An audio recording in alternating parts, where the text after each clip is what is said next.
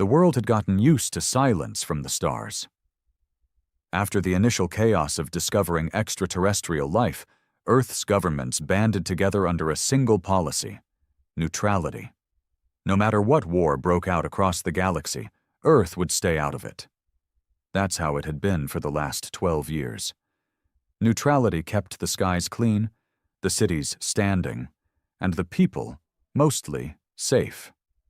Alec Darrow remembered the day the first alien envoy landed in Geneva like it was yesterday. He was just a junior tech officer then, assigned to a security post outside the talks. Even back then, he could feel it. The tension. The superiority dripping off the 7-foot-tall insectoid delegate from the coalition. Like humans were house pets lucky not to be stepped on. The coalition wanted Earth's soldiers, factories, and resource-rich oceans. In exchange, they offered protection and a seat on the Galactic Council. But Earth had seen too many empires rise and rot. Politicians said no. The people cheered, and the war between alien empires raged on without them.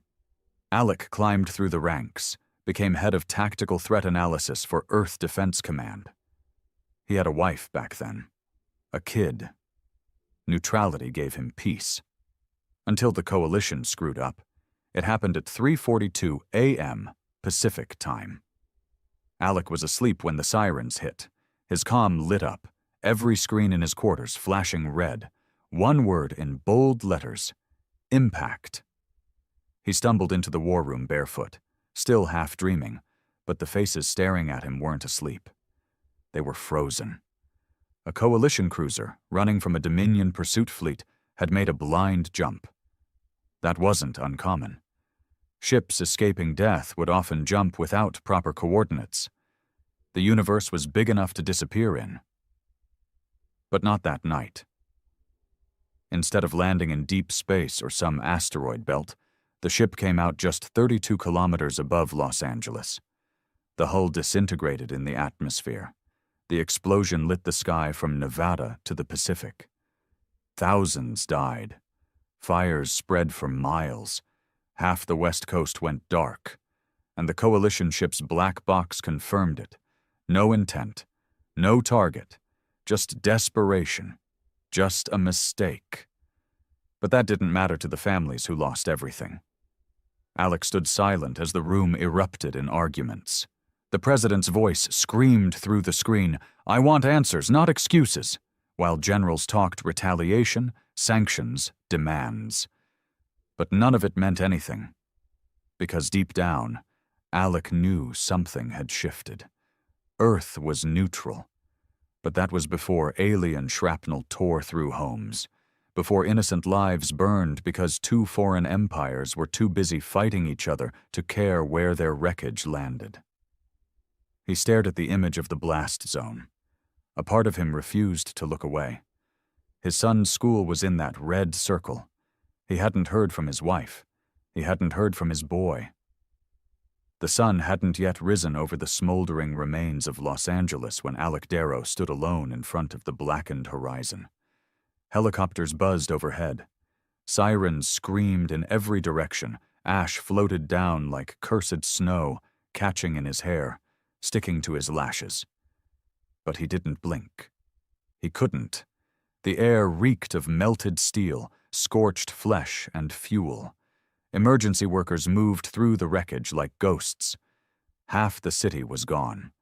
Buildings flattened like they were never there. Roads split open, swallowing cars whole. Children's backpacks lay scattered among the debris. Most of them were empty now. The kids had been vaporized in their sleep. Alec's chest tightened as he stepped over a fallen street sign. His boots crunched glass and bone. His wife's phone hadn't pinged since the blast. His son's school was now a crater. He was supposed to be detached. Tactical. A man who made decisions based on cold calculation. That's what Earth Defense Command trained him for. Think with logic. Act with purpose. But all the logic in the world didn't matter when you were staring at a swing set twisted around a traffic light. He dropped to his knees beside it, choking on the dust and smoke. His body trembled, not from the cold, but from the weight of realization. They were gone. All of them. The Coalition's mistake had ripped out the one piece of peace he had left. Alec didn't cry, not yet. The tears were too deep, buried beneath layers of fury. What rose instead was a quiet, controlled hatred, the kind of rage that didn't scream. It planned. Behind him, Colonel Whitlock stepped out of a command vehicle, her uniform spotless, her expression hard as titanium. "We've confirmed 43,000 casualties," she said. "Estimates going higher." Alec didn't respond. Whitlock crouched beside him. "This isn't just a tragedy, it's a turning point. You know that, right?" He nodded slowly, eyes still fixed on the horizon. "They'll call it an accident," she continued. "They'll say they didn't mean to. But intentions don't matter anymore." He finally looked at her. "Are we responding?" She hesitated. Command's in chaos. The Council's pushing for more investigation before any military response. Alec stood, wiping his hands on his jacket. "We don't need an investigation. We need a message." She stared at him, and for a moment she didn't see the analyst or the tactician. She saw a soldier. "You're not wrong," she said, "but the President needs to understand one thing." Alec cut her off. "Earth's been quiet long enough. We built our fences. We stayed out of their wars. We didn't ask for this. But they brought the war here." He stepped past her, toward the mobile command unit. "Get me a secure line to Geneva, and get me the Director of Strategic Offense. We're done playing neutral." In the following days, Earth trembled, not from explosions, but from decisions. The news spread like wildfire. Every major city aired the footage of the impact.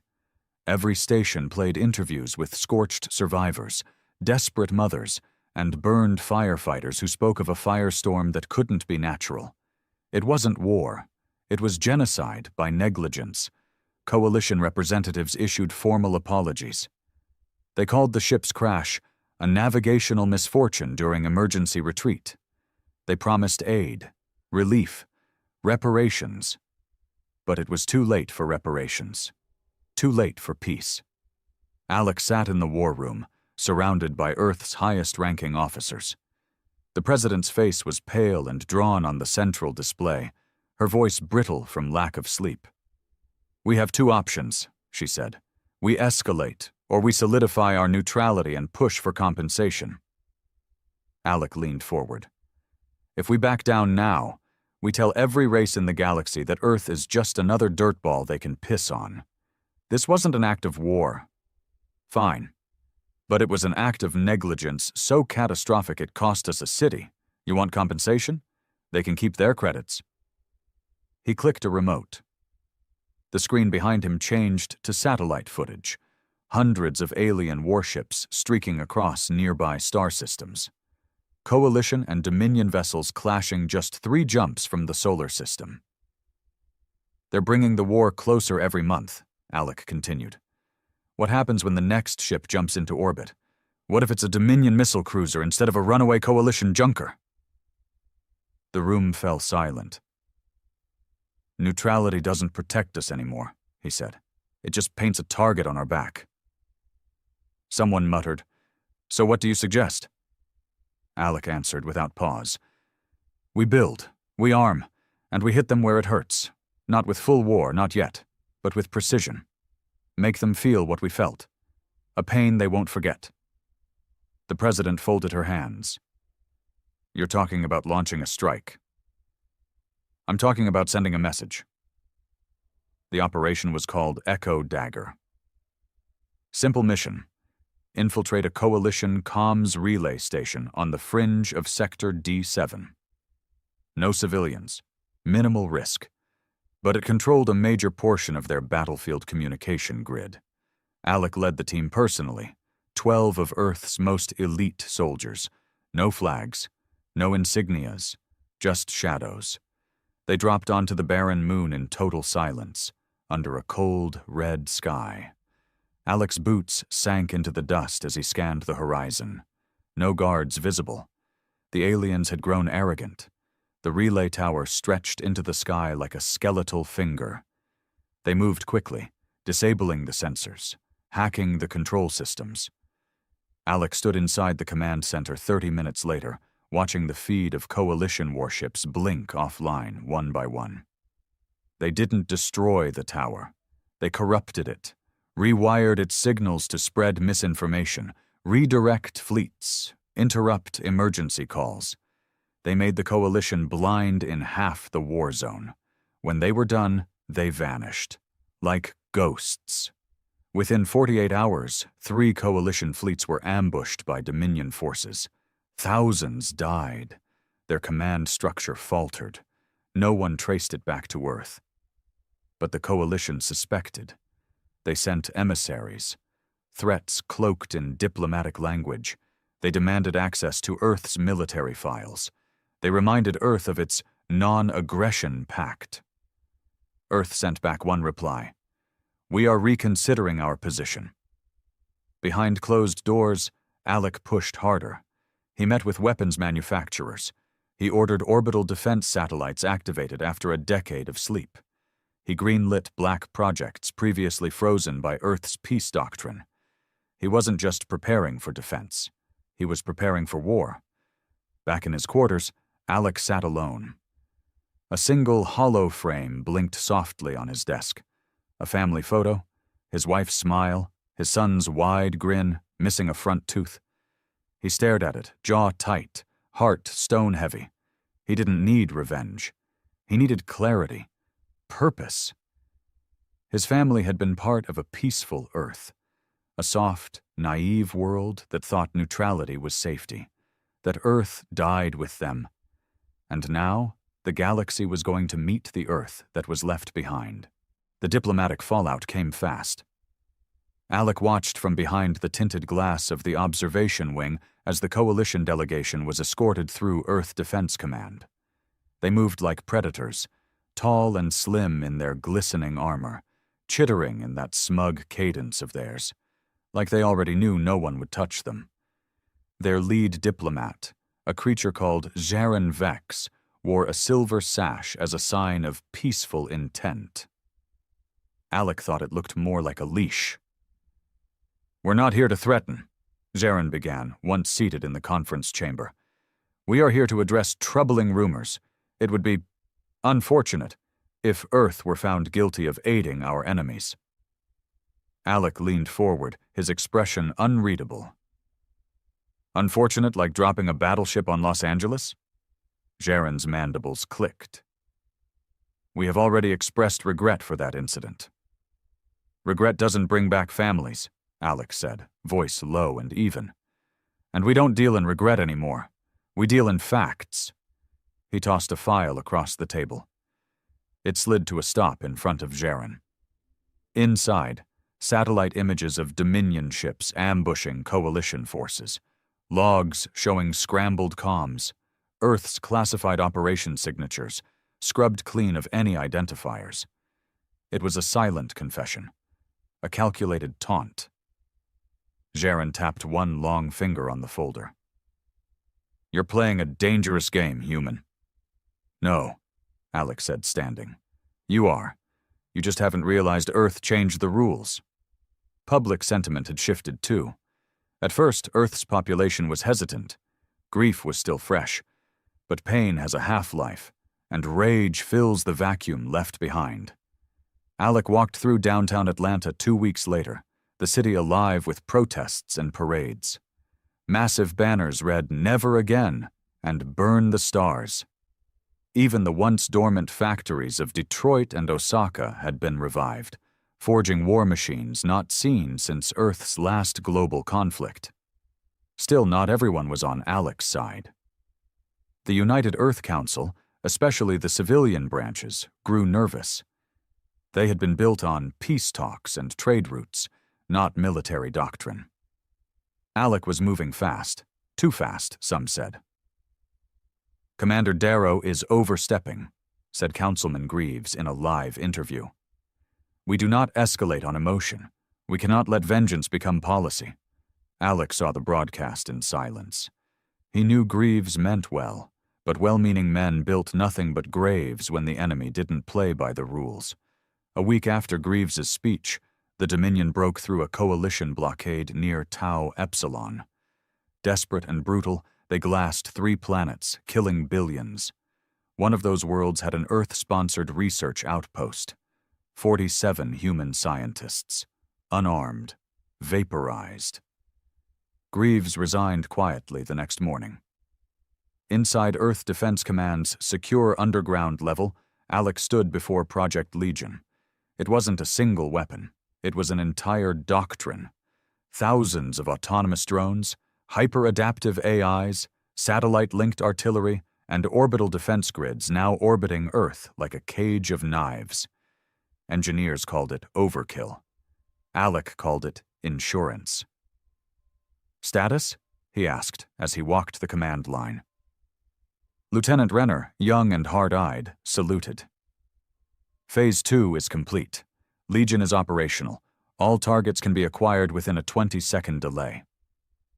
Alec looked up at the holographic globe above them, each red dot representing a coalition asset within Earth's retaliatory range. They glowed like cancer. Renner hesitated. "Sir, there's chatter. Some in the outer systems are nervous. They say Earth's acting more like the Dominion than a neutral world." Alec nodded slowly. "Good." Renner blinked. "Sir?" "They should be nervous," Alec said. "Fear is the only language they all speak. We tried diplomacy. We showed restraint. Look where it got us." He paused, voice dropping to something almost reverent. "This time we write the message in fire." It wasn't just Earth anymore. Other human colonies across Mars, Europa, and the outer asteroid belts started following suit. Quietly at first, then openly. Independent militias rose up. Old ships were pulled from museums and fitted with rail cannons. Spaceports began broadcasting encrypted warnings. No alien vessels beyond this point. The galaxy was watching, and Earth was no longer the quiet observer in the crowd.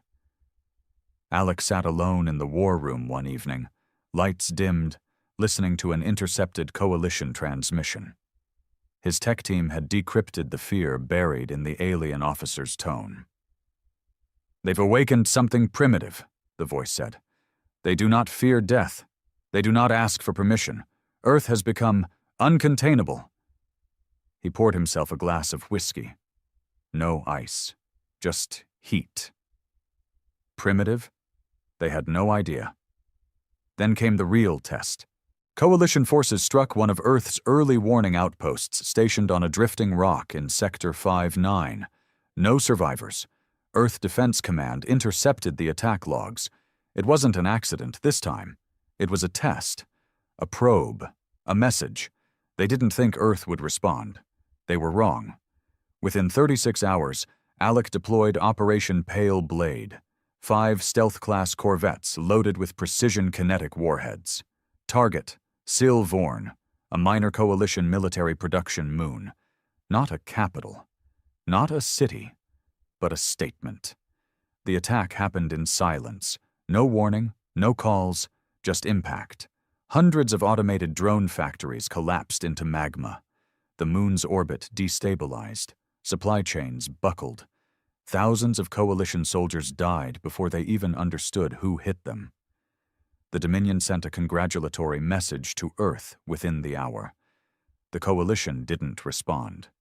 They didn't have to. They had gotten the message. So had everyone else. But as Earth's power grew, so did the pressure. The inner circle around Alec started to fracture, not out of disloyalty, but fear. A good kind of fear. The kind that asked hard questions. Colonel Whitlock confronted him late one night after a strategy session. "You've done what no one thought possible," she said. "You've turned Earth from a target into a weapon. But where does it end, Alec?" He didn't answer.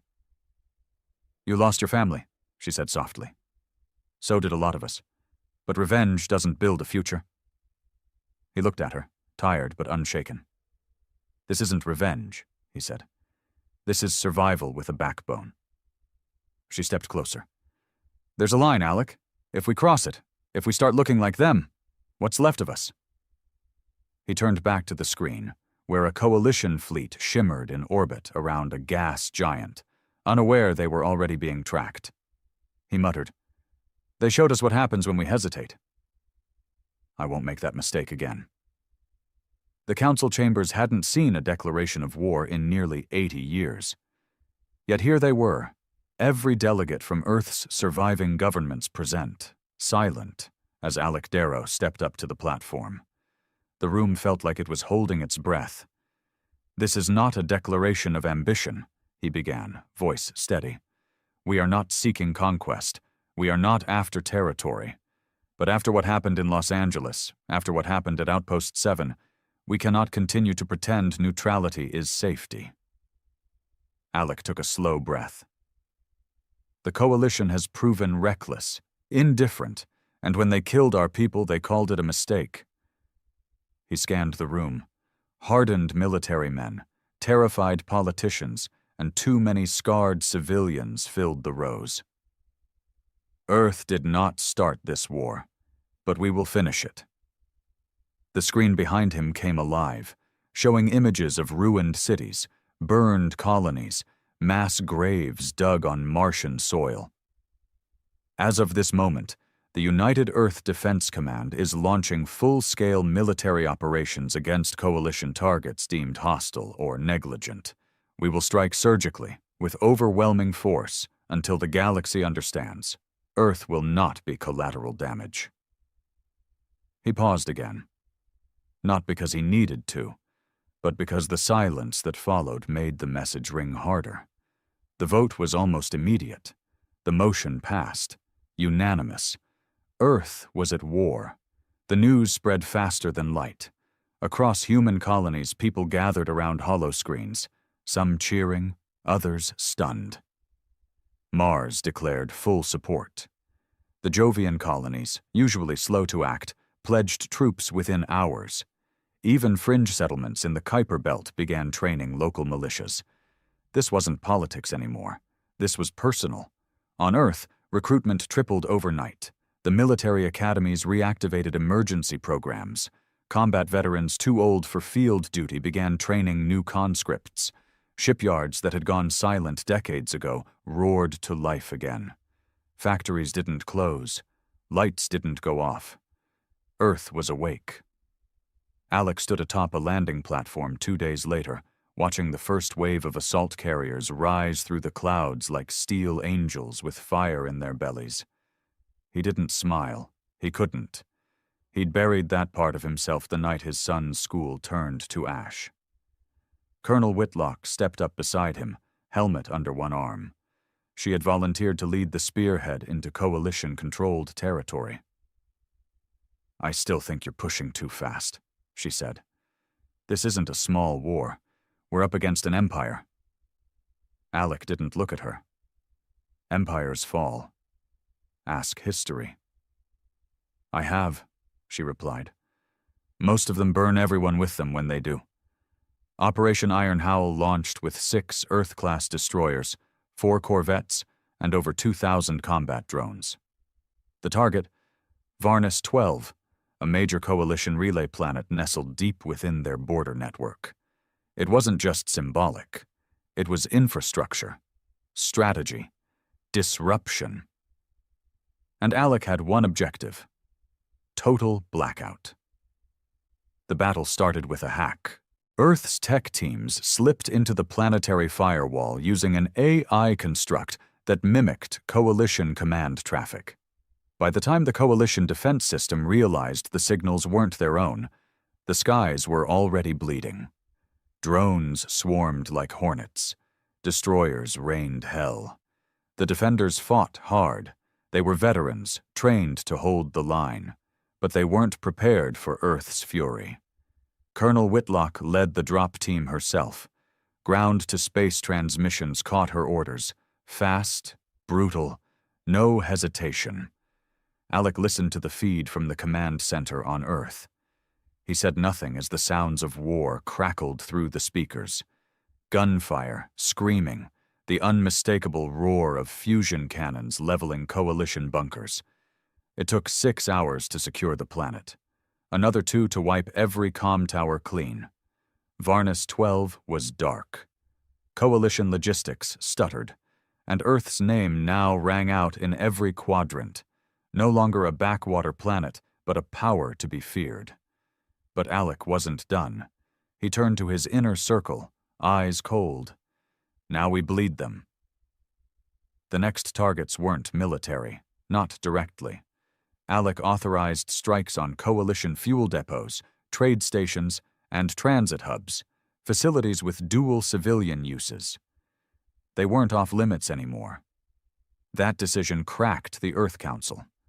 Half the civilian leaders accused Alec of overreach, of abandoning Earth's principles. Alec didn't flinch. They abandoned ours when they flew a ship into a city of children, he snapped. There are no clean wars, only survivors. Behind closed doors, some whispered about his mental state. Others worried he was becoming the very thing he swore to fight. But the majority still backed him. Earth was winning, and winning had a way of silencing dissent.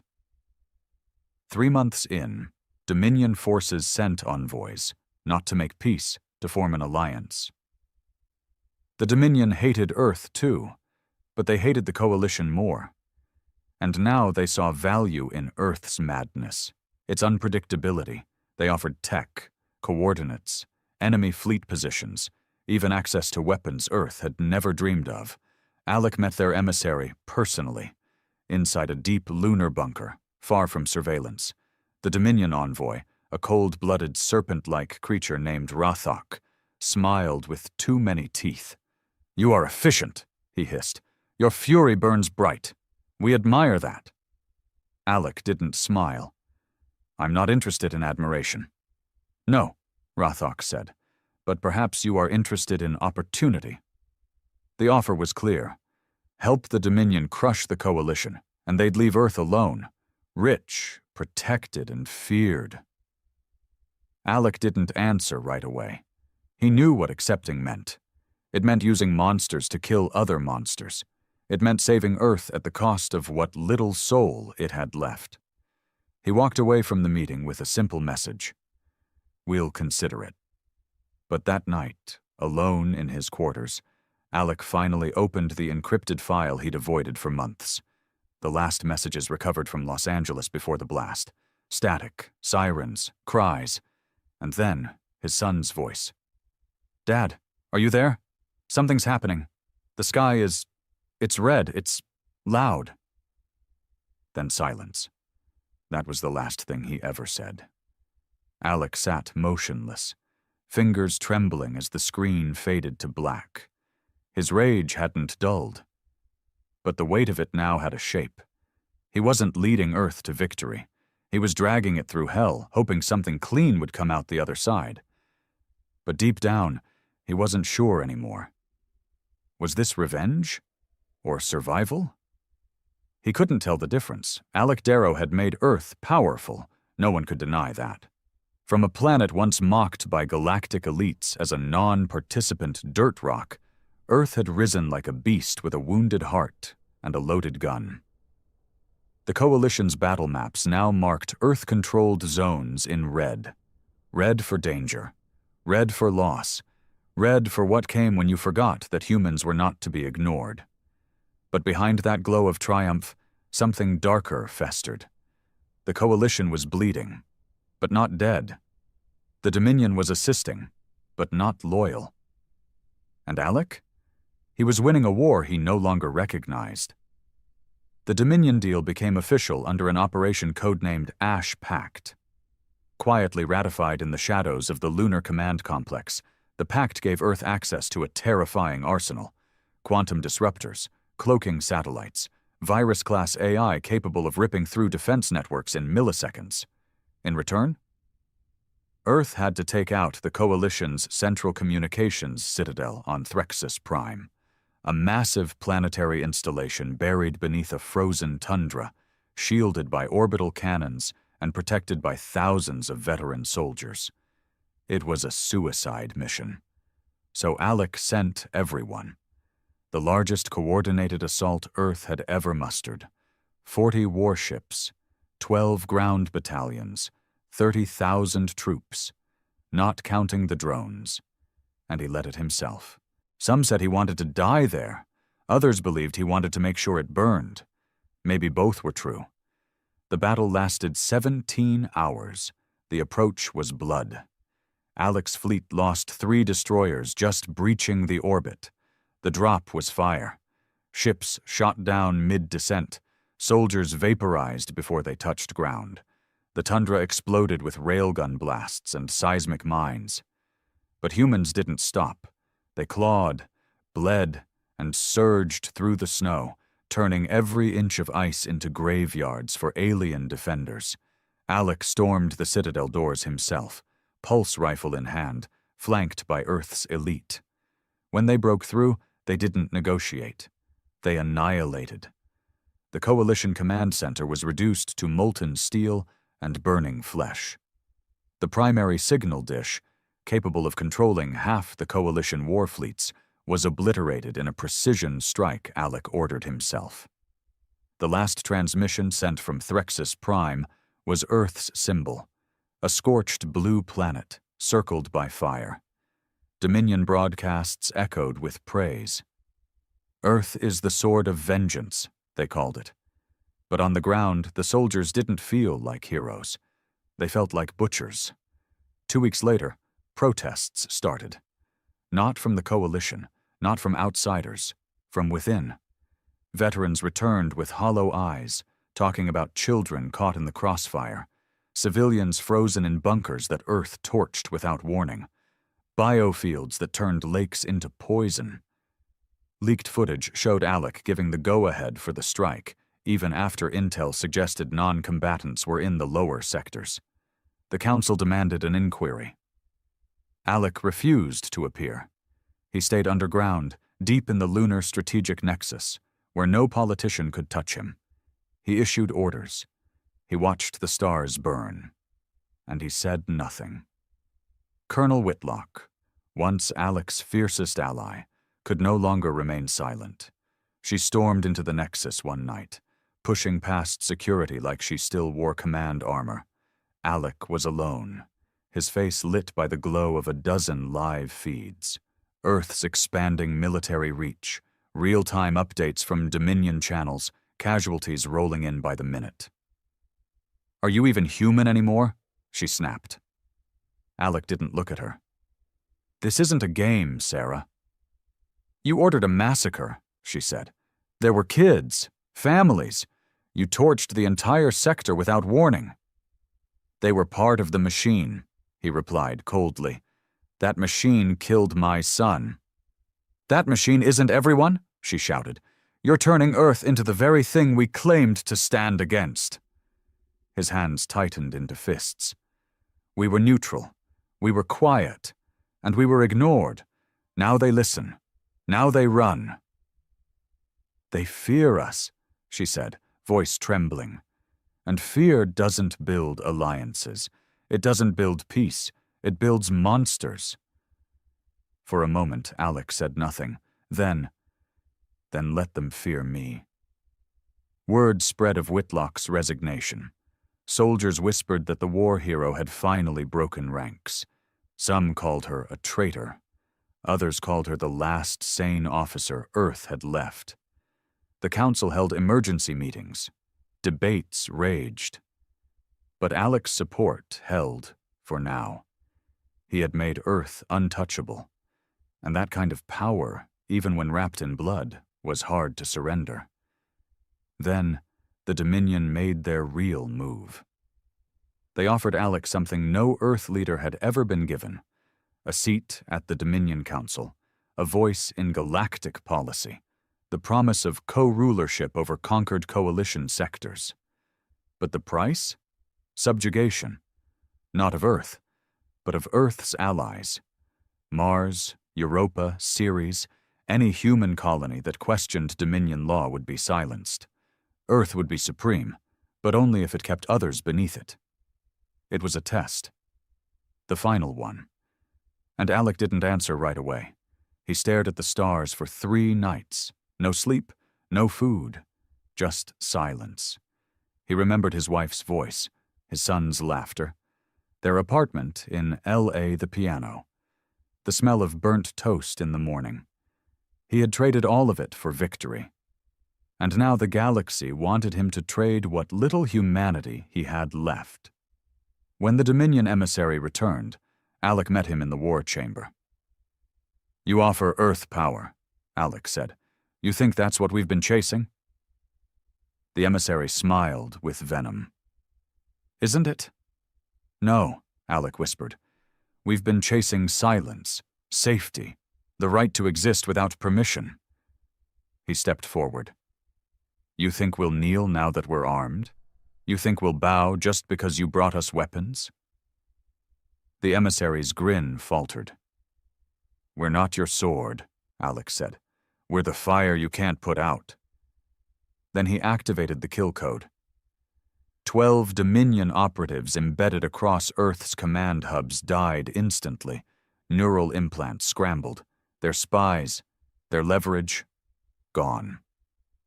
"I reject your offer," Alec said. "You'll make an enemy of us," the emissary hissed. "You already did."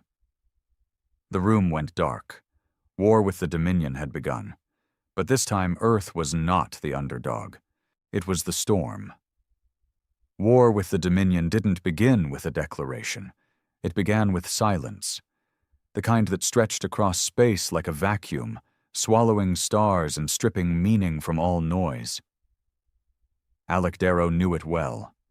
That silence came before every storm, every betrayal, every ambush he'd survived since this war began.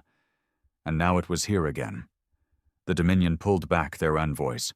All communication ceased. No trade ships, no diplomats, no threats, just space and quiet. Within a week, Earth's border satellites began to ping unidentified objects creeping along the edges of the Kuiper Belt, fast, shielded, and moving in synchronized silence. They were scouting, plotting, preparing. And Alec knew what came next. Back on Earth, Alec stood before the Central Command Assembly, his voice sharper than ever. "They didn't strike because I insulted them. They didn't retaliate because I rejected their power. They're waiting," he said, tapping a map of Earth's outer colonies. "They're watching us tighten our defense. They want us to sweat. They want us spread thin. Then they'll strike where we least expect." The council wasn't listening like before. Too many empty seats. Too many members on leave. Too many dissenters now considered suspect. And those who remained stared at Alec not with admiration, but doubt. "Commander Darrow," one civilian voice said, respectfully, "how long can we fight the Dominion and the Coalition at the same time?" Alec looked directly at him. "As long as it takes." "People are starving on Mars," another added. "Ceres has water riots. We're conscripting teenagers now. Is this still about protecting Earth? Or about proving something?" That hit harder than it should have. Alec didn't answer right away. He could feel it in the room, loyalty draining like heat from a dying star. "We were dragged into this war by their mistake," he said finally. "We stayed neutral. We begged to be left alone. They gave us fire instead." He leaned forward. "So now they'll burn with us." But burning has a cost. Earth's outer colonies were crumbling. Trade was gone. Power grids were failing. Medical supplies scarce. The Mars Authority issued a coded message to Earth Command warning of civil unrest. And for the first time in months, Earth Defense Command received a message from within. Encrypted. Anonymous. One sentence. "He's going too far." Alec wasn't shocked. He had expected it. What shook him was the signature attached to the second message that followed, Colonel Whitlock. It wasn't even subtle. She was rallying support behind the scenes, not to depose Alec, not yet, but to split Earth's command structure, to create a parallel council, one dedicated to diplomacy, refugee support, and possible peace talks. Talks with the coalition, talks with the Dominion. It was betrayal, wrapped in compassion. The kind of betrayal that would gain traction because it didn't wear a mask. It wore a uniform Alec had once respected. Alec summoned her. She came without a guard, without armor, without fear. "You knew this would happen," she said simply. Alec said nothing for a while, just studied her face. Still stern, but wearier now. Older in ways no surgery could hide. "Are you building a government or a rebellion?" he finally asked. "I'm building a future," she replied. "One where Earth doesn't need you as a weapon." "You think I enjoy this?" "No," she said. "I think you lost the part of yourself that could see any other path." He turned away. She stepped closer. "You don't sleep. You don't talk to anyone who doesn't report directly to you. You've forgotten what you're fighting for." Alec's voice dropped low. "You think I forgot my wife, my son? I think you buried them under a pile of bodies you stopped counting." Silence. Then Alec walked to the holomap, where red markers bled across the stars. Dominion fleets encircling Earth. Coalition pockets regrouping. "I can't let you divide command," he said. "I won't let you destroy what's left of us," she replied. They didn't shake hands when she left. They didn't need to. War had come to Earth's leadership, the kind with no trenches, just whispers, data leaks, and fading loyalty. The Dominion struck 4 days later. Not with fleets, but with plague. Bioengineered, viral, smart. A targeted contagion delivered via stolen Dominion aid ships that Earth's outer colonies mistakenly welcomed, too desperate to question. Symptoms: neurodisruption, blood acidification, hallucinations, organ collapse, mortality rate 92%. It hit Europa first, then Callisto, then Mars. Hospitals failed within hours. Governors called for help. Earth Defense Command scrambled med teams, but they were too few, too late. It was a biological siege, and it was Alec's fault. He had refused the Dominion. Now the Dominion had responded with a weapon Earth couldn't shoot back at. Alec watched from a sealed biochamber as med drones broadcast the feed. A Mars school shelter packed with dying children, their eyes bleeding, their screams muted only by internal sound buffers. His knees buckled, his fists clenched. It was happening again. Not to him, but because of him. A familiar voice echoed in his mind. There are no clean wars, only survivors. He had believed that, had lived it, but now there were no survivors either. Colonel Whitlock stepped onto the public channel the next day. She spoke not as a rebel, but as a soldier. "As of now, I'm establishing an independent crisis response council," she said. "We're redirecting military ships to evacuate infected zones. We will establish contact with any galactic power willing to send aid, regardless of allegiance." The broadcast spread like wildfire. Mars joined her, then Europa, then the Ceres belt. And with each colony, Alec's grip cracked further. Earth was split, not by bombs, but by the truth. Alec stood before the war map, now a tangled mess of blinking signals. Some marked loyal, some marked neutral, some marked rogue. He had turned Earth into a sword, but in his hands, that sword had become a noose. His communications chief entered quietly. "Sir," she said, "Dominion flagship entering Sol system. They're not cloaked, they're not firing, they're broadcasting." "To who?" She hesitated. "To Whitlock's network." Alec stepped forward. "Patch it through." The screen flickered. A familiar face appeared. Rathok, the Dominion emissary. Calm, confident. Earth's splinter faction has shown willingness. They have agreed to temporary ceasefires in plague zones. We will honor that. A pause.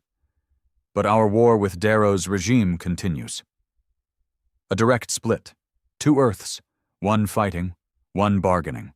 And for the first time since the war began, Alec Darrow stood alone. Truly. Finally. Alone. The world Alec Darrow built was falling apart, fast, messy, and without mercy.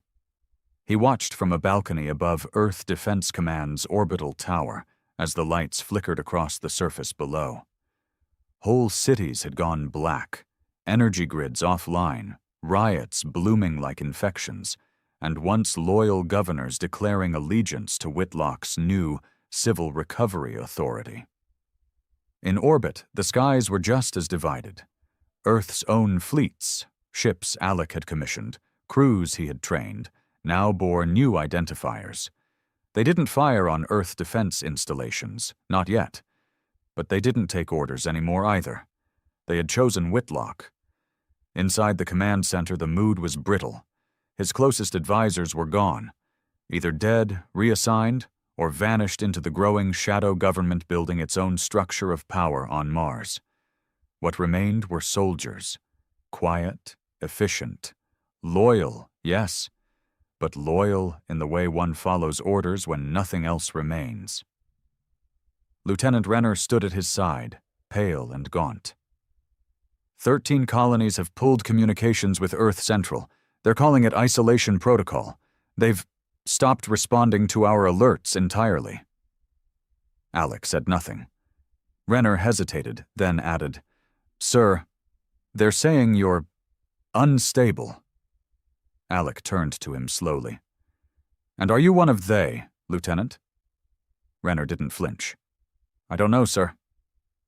Alec gave a humorless smile. Honesty. Rare thing these days. He looked back to the monitors. Dominion ships still hung at the edge of Sol, unmoving. A threat in plain sight, but untouched for now. Whitlock's ceasefire held, and even the Dominion, perhaps amused by Earth's internal fracture, abided it.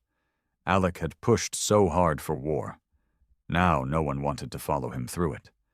His private chambers were silent, stripped of decoration. He sat at a small desk, no guards outside the door, no aides.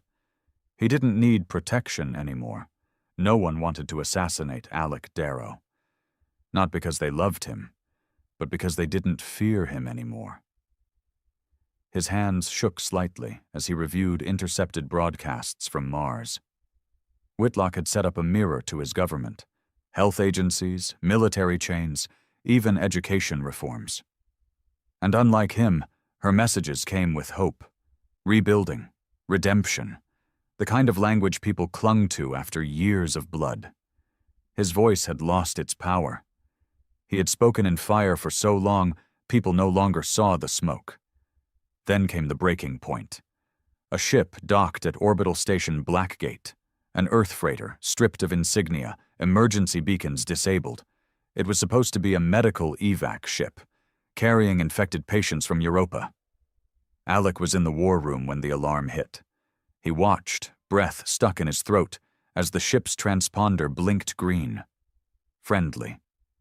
Then it exploded. A fireball consumed half the station. Hundreds dead. The shockwave shattered 2 adjacent docks. Entire regiments stationed on Blackgate were gone.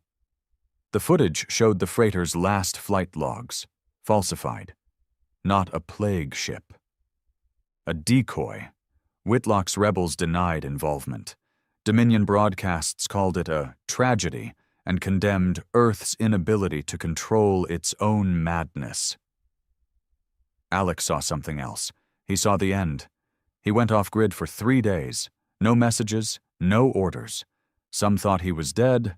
Others thought he was regrouping for a final, desperate assault. But Alec was somewhere else entirely. He took an unmarked dropship down to Los Angeles. The crater that had started everything was still cordoned off by metal fences and black military tents. But no one stopped him. He walked through the ruins like a man looking for pieces of himself. He found none. No ghosts, no signs, just silence. Then, at the edge of the blast zone, he saw the wall. Names, thousands of names etched into synthetic stone. His son's name was there, Milo Darrow, age 8. Underneath, a message. We remember not the flames, but what they took from us. His hand hovered over the engraving. This was what the fire had started for. This was what it had all been about. But now Milo's death had become just another name in a longer list Alec had made with his own hands. He dropped to his knees. Not in grief, but in clarity. The war had stolen him, and the only way to end it might be to steal something back. He returned to orbit with a new directive. No speeches, no commands, just a direct message, encrypted and sent only to one terminal. 2. Colonel Whitlock, subject, surrender. Her reply came within hours. I'm listening. They met in neutral space, not Earth, not Mars, a derelict station hovering between moons, gutted and dark, lit only by portable floodlights and the gravity of what they both carried. Alec stepped off his transport first. Whitlock stood waiting, arms crossed, not a weapon in sight. First time you've come unarmed in years, she said. I didn't come for a fight. No? She asked. Because that's all you ever brought with you. Alec nodded once. You were right. Whitlock's brow furrowed slightly. You said I buried them beneath a pile of bodies I stopped counting, Alec said. You were right. He took a breath. I thought making the galaxy fear us would protect Earth, that if they bled enough, they'd never come near again. They won't, she said. They'll destroy us first. He nodded again. I know. So why are we here? Because I want you to take command. She blinked. I've lost the war, he said. Not to the Dominion, not to the Coalition, to us, to what we became. He handed her a data slate, authorization codes, command overrides, everything. I don't expect forgiveness, he said. But I want Earth to have a chance. Whitlock stared at him like she was trying to see the boy he used to be before the fire took him. Then, slowly, she reached out and took the slate. Alec Darrow returned to Earth once more. Not in glory, not in chains, just a man walking home. Whitlock announced the transition of power publicly. No fanfare, no celebration, just a promise. From this day forward, Earth will not lead with fear, but with resolve. Dominion ships began to withdraw. The Coalition, too battered to respond, made no moves. Earth stood alone again. But for the first time in years, that didn't feel like a weakness. It felt like peace, fragile, barely breathing, but real. And Alec Darrow, architect of war, bearer of fire, watched it from a quiet field where no walls bore names and no skies burned red. For the first time since Milo's voice went silent, Alec cried. Not for loss, but for what might still be saved. Alec Darrow never returned to power. Not once. After he handed the slate to Whitlock and gave up control of Earth's military machine, he disappeared from the public eye like a ghost into fog. There were no statues built, no medals awarded, no governments named after him. He didn't want any of it. He barely wanted to be remembered. What he wanted, what he needed, was to be forgotten long enough to find out if Earth could survive without him. It turned out it could. Barely. Under Whitlock's guidance, Earth entered what historians would later call the Grey Restoration. Not quite peace, not quite war, more like recovery through exhaustion. The Dominion, though stung by Alec's defiance, had gotten what it wanted: chaos. But it had also suffered too many losses to risk full confrontation. It withdrew slowly, licking its wounds, and began focusing on internal expansion once again. The Coalition fared worse, fragmented, disgraced, left to rot in the sectors Earth's military had broken. It fractured into splinters, pirate clans, and rogue fleets that would haunt border systems for years, but never again threaten galactic dominance. Earth, bruised and bloodied, finally had breathing room. It used it to rebuild. Under Whitlock, former military ships became science vessels. Drop carriers turned into hospitals. Mars and Europa received emergency food shipments. Defense towers were recoded to scan for life-saving signals, not kill orders. The colonies began communicating again, hesitantly, then with hope. But Alec Darrow was nowhere to be found. Not in speeches, not in celebrations. He had become myth, whispers in mess halls and training academies. The man who burned the sky so we could see the stars. He had taken a small cabin deep in the Siberian wilderness, one of the few places on Earth still untouched by urban reclamation. No tech grid, no surveillance, just snow, silence, and sky. He didn't miss the war, but he didn't forget it either. Every night he lit a fire, sat on the porch, and remembered the names. Not the enemies, not the soldiers, but the innocent, the children, the scientists, the workers, the ones who never picked up a weapon but died anyway. They lived inside him now, carried without pride, carried with pain. One day, a ship landed near his cabin. Small, civilian, white. Alec stood on the porch as Colonel Whitlock stepped out, wearing civilian clothes. Her hair was shorter now, her posture lighter. She didn't salute. He didn't stand. They just looked at each other for a long, cold moment. Then she spoke. Had to reroute a lot of airspace permissions to find you. He gave a quiet smirk. I figured you'd stop trying after the second year. She walked up the porch steps, sat beside him, pulled out a small flask. I brought coffee. Real, no synth. He took it, sipped, nodded. Still better than mine. They sat in silence for a while, watching the forest shift in the wind. Then, finally, she asked, "Do you ever wish you'd let it all burn?" He didn't answer immediately. "I used to," he said at last, "but that was when I still believed vengeance was justice. And now? Now I know justice isn't loud. It's quiet, boring, fragile." She nodded slowly. "I'm leaving soon," she said. "Not from Earth, from leadership. We've got new faces. Young, smarter than us. Good. I wanted to see you before I go." Alec glanced sideways. "To say goodbye?" "No," she said. "To say, you were right, about some things." He exhaled. "You were too," he admitted. She smiled, faint and tired. "We both were. That's what made it so dangerous." They didn't talk much after that. She left before nightfall.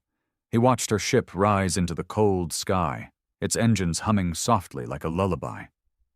Then he went back inside. Years passed. The galaxy shifted. New factions rose. Alliances were tested. Earth remained cautious but respected. No longer feared, no longer ignored, just present. There were still battles, still flare-ups in border space. But the doctrine Alec had forced into existence had changed the way Earth responded. Never first, never blind, but never soft either. Peace wasn't permanent, but it was possible. And in Alec's final years, that was enough. He died on a morning like any other. Snow falling, sky gray, heart silent. He was buried in the same field where he had once stood, staring at the memorial wall in Los Angeles. His grave had no statue, just a small stone. 3 words. Let them remember. And beside it, etched into metal that would last through storms and silence, the only epitaph Alec ever approved. He spoke in fire so Earth could answer in peace. Across the stars, people remembered Alec Darrow differently. To some, he was a tyrant. To others, a protector. To most, a necessary evil in a time when Earth had no other voice. But to those who truly knew him, he was a man who had lost everything, and still fought for something bigger than himself, not because he believed he would win, but because he couldn't bear to let Earth lose again.